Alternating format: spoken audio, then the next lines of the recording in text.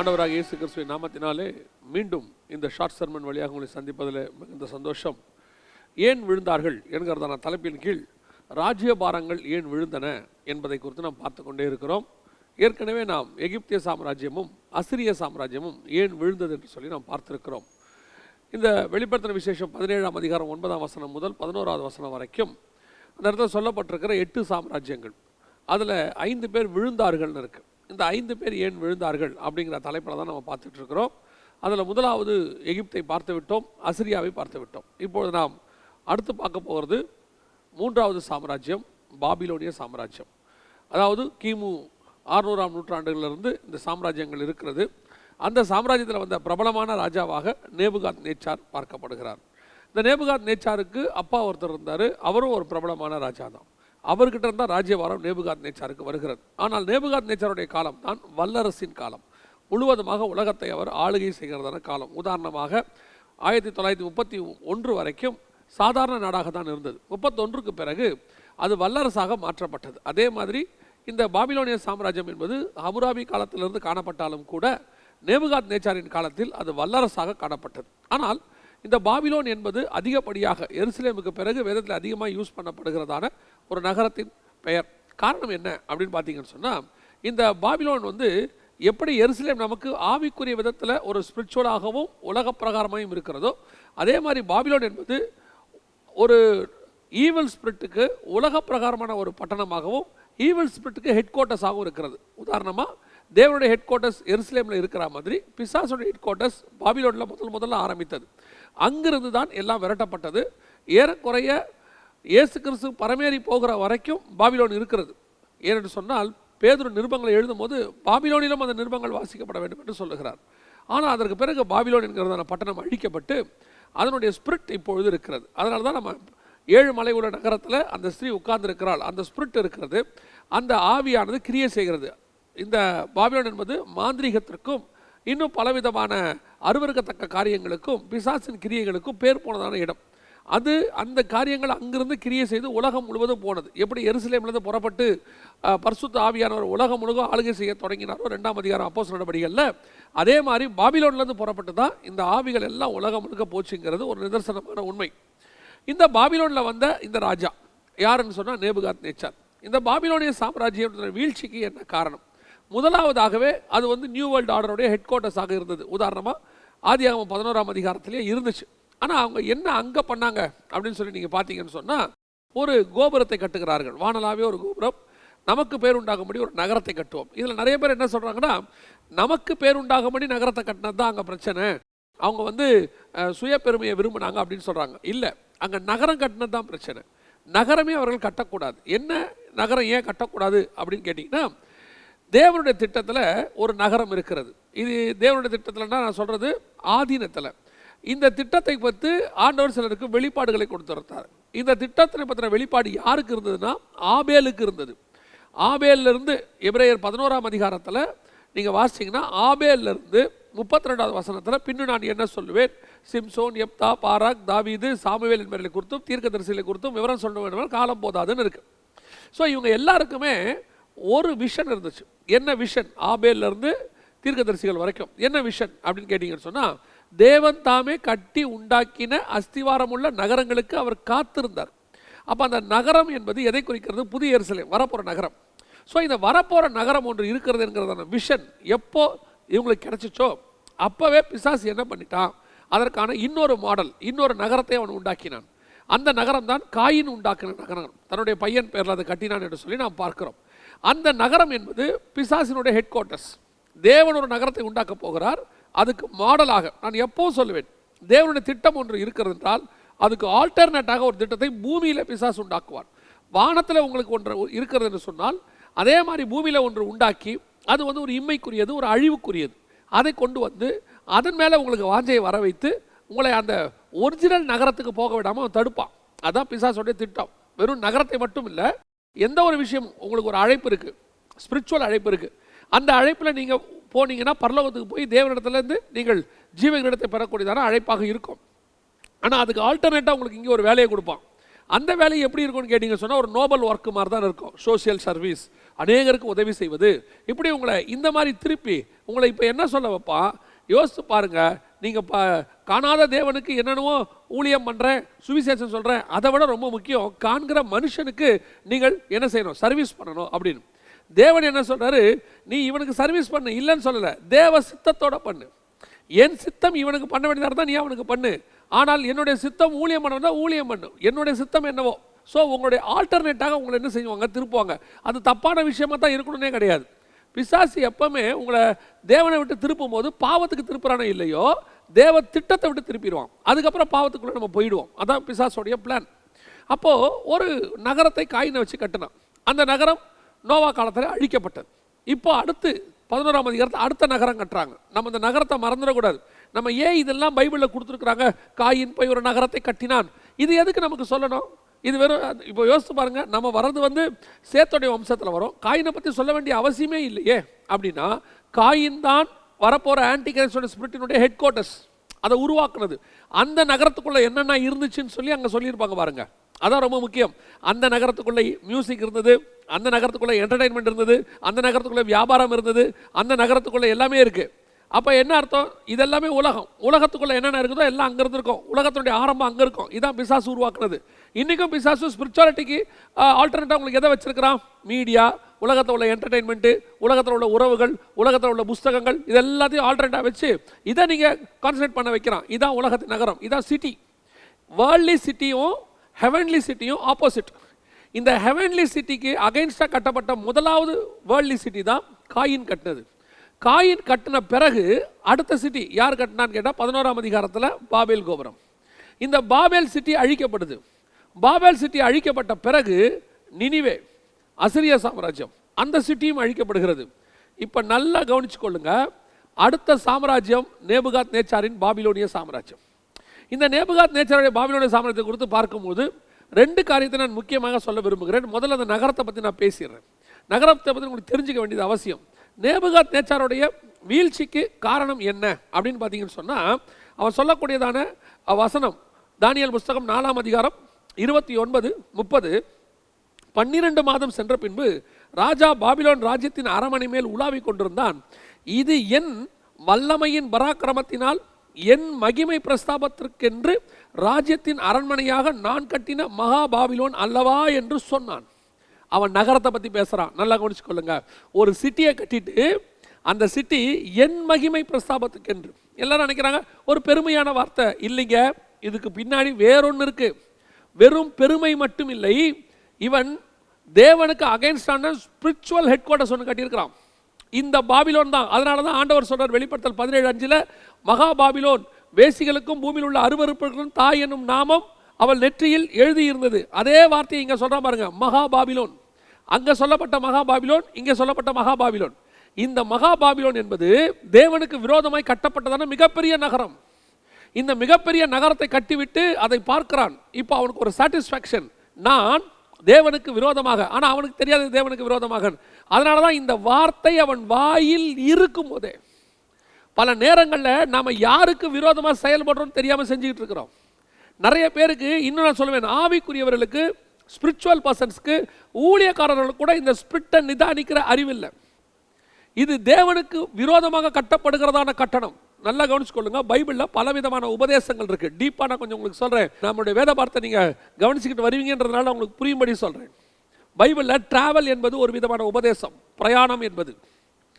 இந்த பிரயாணத்துக்கு யாத்ராகம்னு ஒரு புக்கே இருக்குது. அதே மாதிரி கன்ஸ்ட்ரக்ஷன் என்பது ஒரு உபதேசம். ஃபஸ்ட்டு காயின் கட்டுறாரு, இந்த பக்கம் பார்த்தீங்கன்னா நினிவே கட்டுறாங்க, அடுத்து பார்த்தா பாபிலோன் கட்டுறாங்க, அடுத்து பார்த்தா ஏழுமலை உள்ள நகரம் கட்டுறாங்க, மகாநகரம் அப்படின்னு சொல்லி வெளிப்படுத்தல் 17. இந்த பக்கம் இவங்க நகரம் கட்டிகிட்டே வராங்க. இந்த சைடு பாருங்கள், ஆண்டவருடைய கன்ஸ்ட்ரக்ஷன் ஒன்று இருக்குது. ஃபஸ்ட்டு என்ன செய்யப்பட்டது? பேழை கட்டப்பட்டது.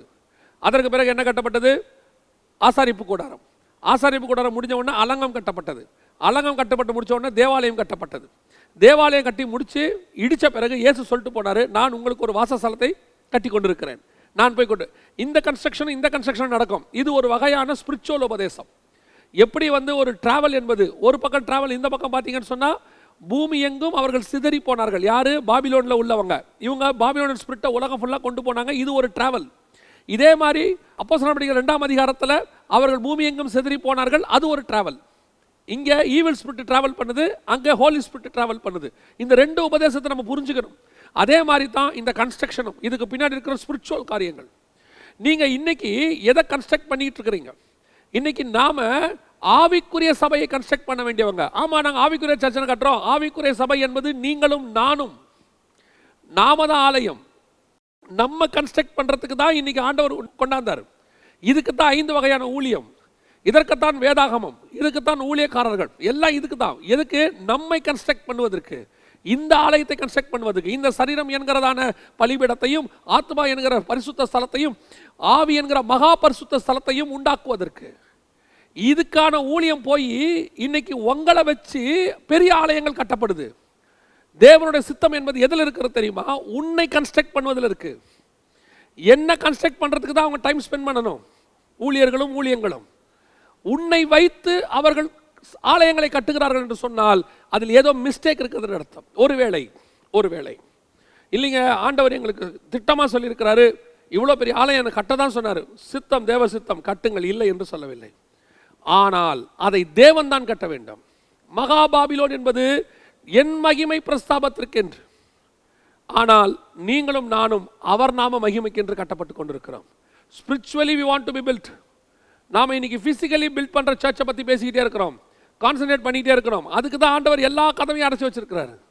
உன்னை பில்ட் பண்ணு. முதல்ல இந்த 1 வருஷம் ஆண்டவர் என்ன பண்ணாரு? பிசிக்கல் சர்ச்சை மூடிட்டு ஸ்பிரிச்சுவல் சர்ச்சை திறந்துருக்கிறார். நீங்க ரெடி ஆகுங்க, நீங்க ஜெபம் பண்ணுங்க. வீட்டில இருந்து ஜெபம் பண்ணுவீங்களோ, கூடி ஜெபம் பண்ணுவீங்களோ, எல்லாரும் சேர்ந்து ஜெபம் பண்ணுவீங்களோ, எங்க வேணாலும் ஜெபம் பண்ணுங்க. ஆனா நீங்க ஜெபம் பண்ணணும். That is very important. திருப்பியும் சொல்றேன், நிறைய பேர் நினைச்சுக்கிறாங்க அப்ப பெரிய சர்ச்சை தேவசித்தம் இல்லையா? அது தேவசித்தமாக இருந்தாலும் உனக்கு விஷன் கொடுத்தவர் அதை கட்டுவதற்கான வசதி வாய்ப்புகளையும் ஏற்படுத்தி கொடுப்பார். இன்னைக்கு என்ன நடக்குது? யாருடைய மகிமை பிரஸ்தாபத்துக்கு என்று கட்டப்படுகிறது? பாபிலோனுடைய வீழ்ச்சி எங்கே வந்தது? அந்த வார்த்தை வாயில் இருக்கும் போதே. நான் சொல்லுவேன், ஊழியக்காரன் எப்பொழுது ஜனங்களிடத்தில் பணம் வாங்கும் நோக்கத்தோடு கூட பிரசங்கம் பண்ணுகிறானோ, அது எவாஞ்சலிஸ்டாக இருக்கட்டும், தீர்க்கதரிசியாக இருக்கட்டும், அல்லது மற்ற ஊழியக்காரர்களாக இருக்கட்டும், எந்த வகையான ஊழியம், நீங்கள் வெறும் பத்திரிகை ஊழியம் கூட நடத்துங்க. அந்த பத்திரிகை ஊழியத்தில் அவன்கிட்ட பணம் வாங்குற நோக்கத்தோடு கூட நடத்துனீங்கன்னா, உன்னுடைய நோக்கம், உன் சிந்தனை உன்னுடைய சிந்தனைக்குள் இருக்கும் போதே தேவன் உன்னை விட்டு விலகி போனார். பணத்துக்கு ஊழியம் பண்ணுவதற்கு நிறைய பேர் என்ன சொல்றோம்? எல்லாவற்றையும் விட்டு நான் இதுக்காக வந்தேன். ஆவிக்குரியவர்கள் கூட எல்லாவற்றையும் விட்டு நாங்கள் இங்கே வந்தோம். சரி, வந்துட்டு என்ன பண்றோம்? இங்கே வந்து இதை வச்சு எல்லாத்தையும் சம்பாதிக்க நினைக்கிறோம். எல்லாத்தையும் விட்டு இங்கே வந்தோம், இதை வச்சு இப்போ நம்ம எதெல்லாம் விட்டோமோ அதை சம்பாதிக்க நினைக்கிறோம். வசனம் சொல்லுது, என் மகிமை பிரஸ்தாபத்திற்கென்று, உனக்கென்று நீ எதையாவது கட்டினால், இந்த வார்த்தை வாயில் இருக்கும் போதே. முதலாவதாக பாபிலோன் ஏன் விழுந்தது தெரியுமா? அது தேவனுக்கு விரோதமான கன்ஸ்ட்ரக்ஷன். உங்களுடைய ஊழியம் தேவனுக்கு சாதகமான ஊழியமா, தேவனுக்கு விரோதமான ஊழியமா? யோசிச்சு பாருங்க. இந்த ஊழியம் பண்றோம், யாருக்கு ஊழியம் பண்றோங்கிறத ரொம்ப முக்கியம். பெரிய ஆச்சரியம் என்னன்னா, ஒரு காலத்தில் பிசாசுக்கு ஊழியம் பண்ணுவாங்க, தேவனுக்கு ஊழியம் பண்ணுவாங்க. இன்னைக்கு தேவன் கூட இருந்துகிட்டே பிசாசுக்கு ஊழியம் பண்ணுவாங்க. ஒரு காலத்தில் இஸ்ரவேலர்களுக்கு எதிராக எழும்புறவங்க யாரா இருக்கும்னா பெலிஸ்தியர்கள், இப்படிப்பட்டவங்க இருப்பாங்க. ஒரு காலத்துக்கு பிறகு இஸ்ரவேலுக்கு விரோதமாக எழும்புறவங்க யாருன்னா இஸ்ரவேலே, தீர்க்கதரிசியை அடித்தவளே, ரத்தம் சிந்தினவளே, பலிபீட தண்டையில் கொலை செய்து போட்டவளே. ஆண்டவர் எருசலேமை பார்த்தே சொல்றார். கடைசி அவங்க உச்சமா யாரை கொண்டாங்க? இயேசுவையே கொண்டாங்க. இயேசு கூட இருந்தவனே ஒருத்தன் பிசாசா இருந்தான் பைபிள் சொல்லுது. அந்த மாதிரி தான் இன்னைக்கு. ஒரு காலத்தில் கிறிஸ்தவத்துக்கு விரோதமாக வெளியே நிறைய பேர் இருந்தாங்க, அவங்க கிறிஸ்தவத்துக்கு விரோதமாக எழும்புனாங்க. எழும்பி கிறிஸ்தவம் வளரக்கூடாது சொன்னாங்க. அப்பெல்லாம் கிறிஸ்தவம் வளர்ந்துச்சு. ஆனால் இப்போ என்ன தெரியுமா? உள்ளுக்குள்ளேயே பிசாசுக்கு ஊழியம் பண்ணுறவங்க நிறைய பேர் இருக்கிறாங்க. இவர்கள் சிந்தனை நினைத்து கொண்டிருக்கும் போதே எப்படி வாங்கலாம், பிளான் போடுறாங்க, எப்படி வாங்கலாம், எப்படி கட்டலாம். கன்ஸ்ட்ரக்ஷனை திருப்பியும் சொல்கிறேன், 3வது தடவையாக சொல்கிறேன், நான் கன்ஸ்ட்ரக்ஷனை கண்டம் பண்ணவில்லை. அந்த கன்ஸ்ட்ரக்ஷன் கர்த்தர் சொல்லுகிறதா இருக்கா? அந்த ஆசாரிப்பு கூடாரமானது கோடிக்கணக்கான ரூபாய் செலவாகும், லட்சக்கணக்கு செலவாகும். கர்த்தர் தான் கட்ட சொன்னார். ஆனால் தேவைகள் எப்படி வந்தது? கடைசியில் மோசே போதும் நிறுத்துங்கன்னாரு, ஸ்டாப். போதும் எங்கிட்ட இருக்கு. இந்த ஸ்டாப்புங்கிற வார்த்தை நம்ம வாயிலேருந்து என்னைக்காவது வந்திருக்குதா?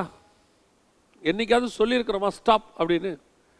வர வர கன்ஸ்ட்ரக்ஷனை எக்ஸ்டெண்ட் பண்ணிக்கிட்டு தான் போகிறோமே ஒழிய ஸ்டாப்புங்கிறது நம்மக்கிட்ட வரவே இல்லை பாருங்க. கர்த்தர் ஒரு பிளானை கொடுத்தாருன்னா அந்த பிளான் வந்து முடிஞ்சிருக்கும் அன்றைக்கே. 15 வருஷமா 30 வருஷமா 100 வருஷமா கன்ஸ்ட்ரக்ஷன் போயிட்டே இருக்கு. ஏன்? வந்துக்கிட்டே இருக்கு, கட்டிக்கிட்டே இருக்கும். அது கர்த்தர் கொடுத்ததில்லை. கர்த்தர் கொடுத்த பிளான் இருந்தால் கரெக்டாக முடியும். ஸ்டாப்புங்கிற வார்த்தை ஒன்று வரும். இன்னைக்கு மகா பாபிலோன் விழுந்தது. ரெண்டாவது, இந்த பாபிலோனுடைய வீழ்ச்சிக்கு என்ன காரணம்? இது ஸ்பிரிச்சுவல் வீழ்ச்சி. ரெண்டாவது, இந்த ராஜாக்கள் இருக்கிறாங்க பாருங்களேன், குறிப்பாக ராஜாக்கள், இவங்களுக்கு ஒரு சுபாவம் இருக்கு.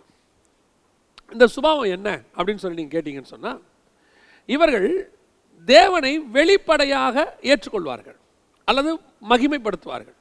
வேறு அவங்களுக்குள்ள ஸ்பிரிச்சுவல் வேறு வரவே வராது. இப்போ இந்த நேபுகாத் நேச்சாரை வச்சு நான் ஒரு லைன் சொல்கிறேன், கவனிங்க. 2ஆம் அதிகாரத்தில் நேபுகாத் நேச்சார் ஒரு சொப்பனத்தை பார்க்கிறார். அந்த சொப்பனம் அவரை கலங்க பண்ணுகிறது. உடனே என்ன சொல்றாரு? அவர் சொல்ற வார்த்தை 47வது வசனம், 2:47.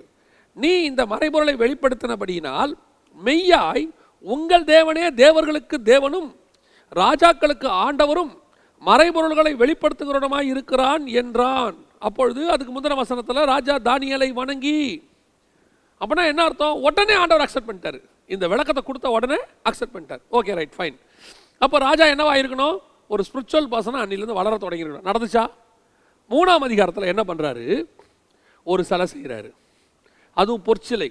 ஏன்னா 2ஆம் அதிகாரத்தில் அவர் என்ன சொல்லியிருக்கிறார்? தானியேலு, அந்த பசும் பொண்ணாகிய தலை நீரேன்ட்டார். இப்போ இவர் பார்த்தாரு, அந்த பொண்ணு நானுனா வெள்ளி வெங்கலம் இரும்பு களிமண்லாம் வேற யாரும் இருக்கக்கூடாது. ராஜ்யபாரம் மொத்தம் யார் தான் இருக்கணும்? நான் தான் இருக்கணும், உலகத்தின் முடிவு வரைக்கும். அதான் நிரந்தர ராஜா அவர் சொல்றது. இன்னைக்கு நிறைய பேர் சொல்றாங்கல்ல நிரந்தர ராஜா, நிரந்தரம். அந்த நிரந்தரங்கிற வார்த்தை அன்னைக்கே அவர் முடிவு பண்ணிட்டார். யாரு? நேபுகாத் நேச்சார். உடனே பொற்சிலையை செய்கிறார்.